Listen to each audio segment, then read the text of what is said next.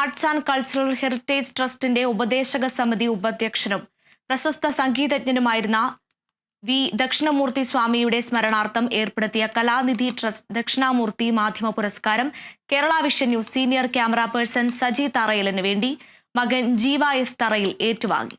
Sara Joseph, P K Gopi, P R Nathan, Geetha Rajendran എന്നിവരിൽ നിന്നാണ് പുരസ്കാരം ഏറ്റുവാങ്ങിയത്. Senior camera Kerala vision Jeeva എന്ന മകനാണ് വേദിയിലേക്ക് ആദരവ് ഏറ്റുവാങ്ങുന്നത്. ആദരിക്കുന്നത് ഗോപിച്ച്, പ്രശസ്തിപത്ര സമർപ്പണം നാദച്ച്, ഉപഹാര സമർപ്പണം സാറാ ജോസഫ്.